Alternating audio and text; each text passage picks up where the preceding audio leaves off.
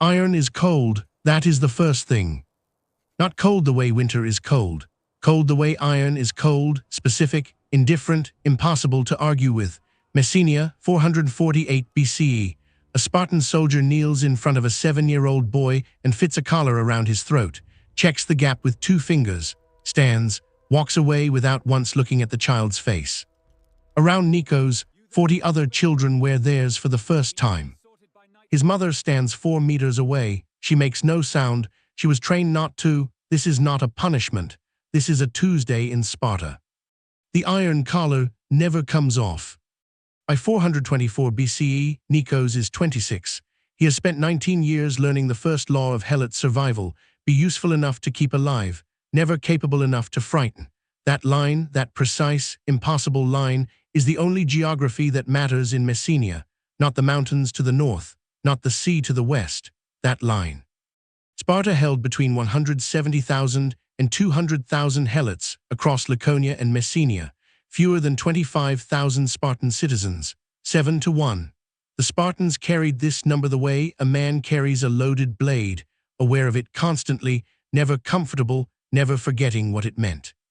Every harvest season, the overseer walks the grain rows. He is a Spartan called an iron, and he is not counting the yield. He is counting the men.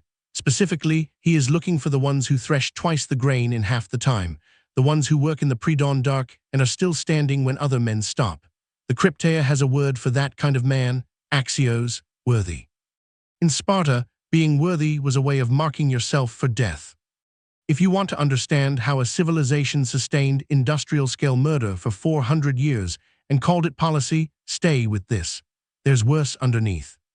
3 weeks ago they came for Doros, the strongest man in Nikos's district. 11 years in the same field, the same rows, the same relentless output. Found 2 mornings later in the irrigation channel, face down, the water moving around him like he was simply another piece of the landscape. No trial, no explanation, no record. Sparta didn't need one. Here is why. Every year when the 5 Spartan ephors, the supreme executive magistrates, took office, their first formal act was to declare war on the Helot population, not as metaphor, as binding legal fact renewed annually, which retroactively legalized any killing of any Helot committed in the previous 12 months. This declaration had been renewed, without interruption, since at least the 6th century BCE. It meant any Spartan citizen could kill any Helot, at any time, and face no legal consequence of any kind. Doros did not die because he did something wrong. He died because he did everything right. Nikos understood this the same way he understood the iron weight at his throat, not as an idea, but as a physical condition of existing in Messenia in 424 BCE. Last night, outside the grain store where he slept, he heard boots stop in the dark. 2 voices, close, a name exchanged between them. He recognized the name. He is not certain it was his. That uncertainty is almost worse. Plutarch writes it without apology in the Life of Lycurgus, section 28, and the flatness of his language is the most disturbing thing about it. The Krypteia was not a rumor, not a suppressed atrocity that later scholars pieced together from fragments. It was official Spartan doctrine, described by name, by method, by purpose, and Plutarch frames it the way a general might frame a training rotation. Because to Sparta, that is exactly what it was. Every autumn, the 5 Spartan ephors, the elected magistrates who held supreme executive authority over the state, performed 2 acts upon taking office. The first, renewing the annual declaration of war against the Helot population. The second, dispatching the Krypteia. These were not separate decisions. They were the same decision, split across 2 sentences. The war declaration did the legal work. It stripped every Helot of legal standing for another 12 months and retroactively sanctioned any killing committed in the previous year. The Krypteia did the operational work. Small teams of the best Spartan youth, armed with short iron blades, moving through Helot territory after dark with a specific mandate: not to suppress rebellion, not to punish known agitators. To hunt the strongest, most physically capable Helot men, and remove them before they became a problem Sparta would have to manage with armies instead of daggers. Plutarch is explicit about the selection logic. The most able-bodied were the target, not the troublemakers, the ones whose bodies advertised capacity, who threshed the most grain, carried the heaviest loads, recovered the fastest. the ones who, in any other civilization, would have been called leaders, and that is precisely why they had to die, not because of what they had done, because of what they could become. This was not incidental to Spartan military culture, it was the graduation requirement. You did not become a full Spartan warrior by sparring in a gymnasium. You became one by finding a man in the dark and making sure he did not see morning. Murder as curriculum, 400 years of it, uninterrupted. The Krypteia moved in three-man teams. They covered a district in a single night. Nikos had until dawn. Before the Krypteia comes for bodies, Sparta comes for minds. Nikos has stood at the deipnon, the Helot humiliation feast, every year since he was old enough to carry a wine jar. Spartan law made it mandatory. Myron of Priene, writing in the 3rd century BCE, records the ritual with the tone of a man who cannot believe he is writing it down. Helots were compelled to drink akratos, unmixed, undiluted wine, the way animals drink, not people, in front of assembled Spartan youth, in quantities that guaranteed public degradation. Then came the dog-skin caps. Then the dances, specific movements that Sparta had formerly classified as non-Spartan, performed by Helots as live proof of their inferiority. The whole spectacle staged as a lesson for Spartan boys about what they were not. Myron also records the beatings, annual, not for any offense, simply to remind the body each year that its condition was permanent. Nikos learned to make his face entirely still during the deipnon. 16 years of practice, eyes down, hands loose. The iron collar at his throat, the only thing Sparta required him to display. The Spartan boys who watched him in those years ranged from 12 years old to 17. They would grow up to carry blades after dark. Some of them already were. 2 of them, Nikos, had memorized their faces across 3 years of deipnon ceremonies, had been seen moving through his district 4 nights ago. The iron collar was property law made physical. Sparta's legal architecture classified helots as state-owned assets, not property of individual citizens, but of the Spartan state itself. This distinction sounds bureaucratic. It is not. It is the pivot on which everything in this story turns, because property law created a category that changed the Krypteia's operational calculus in one specific, grotesque direction. Killing registered state property without authorization was a different legal offense than killing an unregistered person. The collar did not protect Nikos. Nothing protected Nikos, but it forced the Krypteia to make a calculation before it moved. The strongest helots, the ones the Krypteia specifically targeted, were also the most economically productive. Each helot laborer was bound to a clere, a Spartan land allotment, required to deliver a fixed annual tithe, approximately 70 medimnoi of grain, directly into their Spartan master's contribution to the syssitia, the common military mess that fed the warrior class. A helot openly murdered in his field during daylight by identifiable Krypteia youth created panic in the agricultural workforce. Panic reduced yields. Reduced yields threatened the syssitia directly. The entire Spartan military feeding apparatus ran on helot grain, season after season. Kill the worker badly, and the army eats less. So the bodies went into irrigation channels. Face down at night, no display. The productivity of the surrounding workforce remained stable because the disappearance could be called anything: accident, illness, desertion. The collar in this context forced the killing underground, and underground killing required selecting targets with more care, not less. The most capable helots had to die cleanly, deniably, without witnesses who would carry the story home. The iron collar on Nikos's throat, fitted when he was 7, never removed, appears in the iron's mental labor ledger as a high-output asset. His yield numbers were too valuable to lose publicly, which meant Alexios had exactly one option for how this night ended. Nikos ran, that was his mistake. A running helot was Krypteia confirmation, not of guilt, of capability, speed, awareness, the precise profile that put a man on the list in the first place. Nikos crossed 2 irrigation channels heading northeast, mountain border of Messenia, 19 years farming this terrain, every drain, every berm, every dense olive stand a man could disappear into at a run. He had rehearsed this route in his head the way every helot man who survived to 26 had rehearsed something like it, not a plan for escape, a plan for buying hours. 3 shapes behind him, no torches. Torches were for intimidation. Hunting mode was dark. The mountain border was 15 kilometers across worked agricultural ground. He had carried 40-kilogram grain sacks this same distance before sunrise on a working morning. He ran for 2 hours. The shapes fell back. He allowed himself 1 second to believe it. The fourth shape rose from the irrigation ditch directly ahead. Standard Krypteia doctrine for high-capability targets: 3 men to drive, 1 flanker sent ahead along the most probable escape route. Nikos had been assessed before the hunt began. His route was known before he chose it. He had not been running from them. He had been running toward the ambush at full speed for 2 hours. The flanker was 16 years old, lighter than Nikos, and had been lying in cold water for 4 hours. What does a civilization produce when it trains children to do this and calls it honor? 30 meters from where Nikos once stood holding a wine jar, a 16-year-old Spartan boy named Alexios sharpened his iron blade and quietly memorized the description he had been given. Tall, strong, a scar on the left forearm from a thrashing accident. Answers to Nikos. Thucydides does not dramatize this. That is what makes Book IV, Chapter 80 so difficult to read. In 424 BCE, the exact year of Nikos' story, Sparta faced military pressure from multiple directions and an internal anxiety about a Helot population that had not decreased in a generation. Their solution was not a military campaign. It was a registration program. Sparta announced that any Helot who believed himself to have performed exceptional service, courage, loyalty, demonstrated military capability, could come forward to be formally recognized.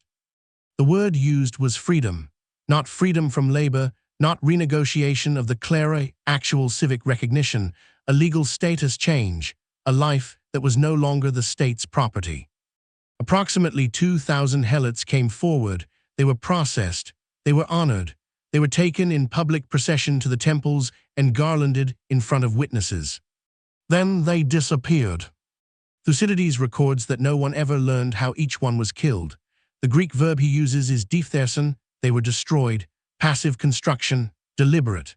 The killing was so complete and so administratively organized that not a single witness account, not a single body location, not a single survivor's testimony entered any record that survived. 2,000 people, publicly honored and then erased from the earth in a single operation, with the quiet efficiency of a state that had been running targeted Helot removals for centuries. The selection criteria were identical to the Krypteia's: capability, courage, the capacity to lead others. Sparta did not fear Helots who had surrendered to the weight of it. It feared the ones who still believed they deserved something better. Nikos had never believed a promise. That calculation, cold, quiet, learned not from wisdom, but from watching what happened to men who hoped, may be the only reason he was still moving through the dark. Sunrise was 40 minutes away. In daylight, a running Helot had no shadows and no cover, and Alexios was no longer behind him, he was ahead. Nikos stopped at the edge of a burned field. Ash 40 meters of it still warm under his feet. Krypteia standard tactic for cornered targets: set the field the night before, cut the escape route clean, wait. No cover, no shadow, nowhere to disappear into. Alexios stood at the far edge, blade drawn, not moving. Behind Nikos, 3 men walking, no rush. The geometry was already finished. Nikos had a grain sickle in his belt. He had carried it every day for 11 years. Every field, every dawn, every harvest. He had never raised it against a Spartan. The law, the collar, the annual war declaration, the accumulated weight of 400 years of Spartan terror, all of it made that act not merely suicidal, but cosmically futile. One sickle against a state. He raised it anyway. Not because he thought he could win, not because survival was still a calculation he was running, because he had decided, standing in ash that had been set specifically to contain him, that the iron collar fitted around his 7-year-old throat was the last thing in the world he would allow to define what came next. He had been property since Tuesday of the week he turned 7. He was not property now. This is where the historical record ends for people like Nikos, not with a battle, not with an escape, with a decision in the dark that no one survived to record, that no one witnessed, except the men sent to ensure it left nothing behind. A sickle raised, the iron collar catching the first gray edge of dawn. Sparta did not fear Helot's strength, it feared Helot dignity, and standing in that burned field, in that specific moment, the entire apparatus failed. Sparta recorded no Helot deaths that year. The numbers Sparta left behind are not in a Helot archive. They never were. At peak population, Sparta controlled between 170,000 and 224,000 Helots across Laconia and Messenia. Spartan male citizens, never exceeding 35,000 at the civilization's height, had collapsed to approximately 8,000 by 371 BCE. Every military, agricultural, and domestic function of the Spartan state ran on Helot labor throughout those centuries. Helots farmed the clare, delivered their grain tithes, cooked the syssitia meals that kept the warrior class fed, and accompanied the Spartan army into the field as support personnel. In some documented campaigns, they were issued weapons they were legally forbidden to own.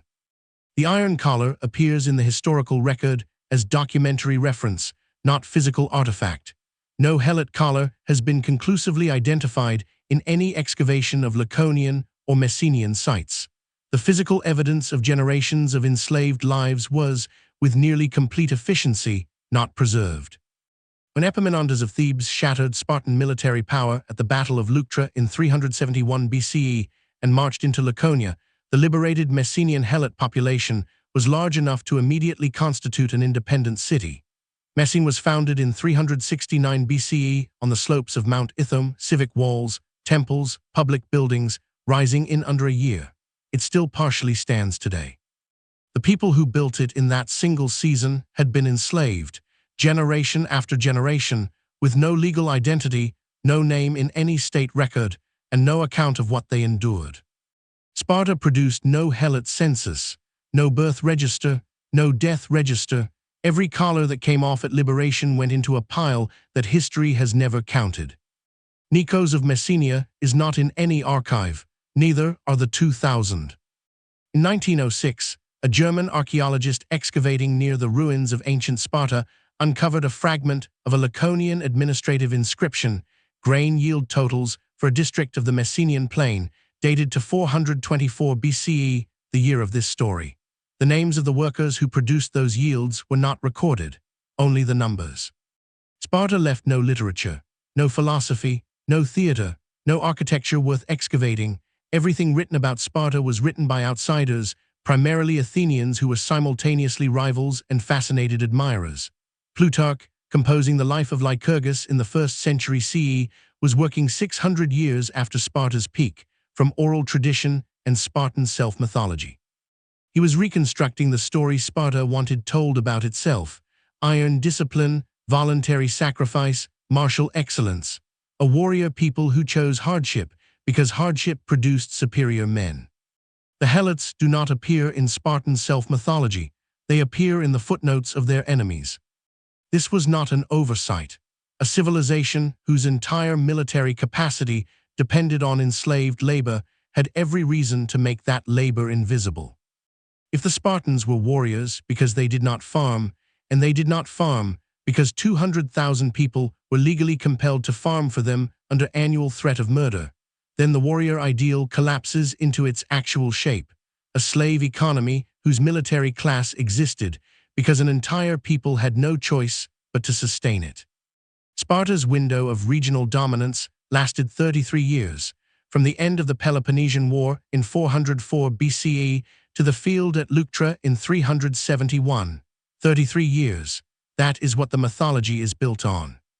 Every film, every fitness brand, every military doctrine that invokes Sparta as the standard of human excellence is citing, knowingly or not, a civilization whose foundational annual policy was the ritualized killing of its own workforce. The iron collar was never a symbol, it was infrastructure. Somewhere beneath the site of ancient Sparta, unexcavated, unrecorded, in soil that has never been systematically searched, are the physical remains of people whose names the state refused to keep. The strongest ones were targeted first. Every year, for centuries, the collar on Nikos's throat went unremoved, unremarked, into a historical record that doesn't mention him. The civilization history calls its greatest warrior state could not win a single battle without the people it refused to name. Another empire called itself the civilization of law and kept such precise records of its enslaved workforce that the numbers are worse than anything in this video.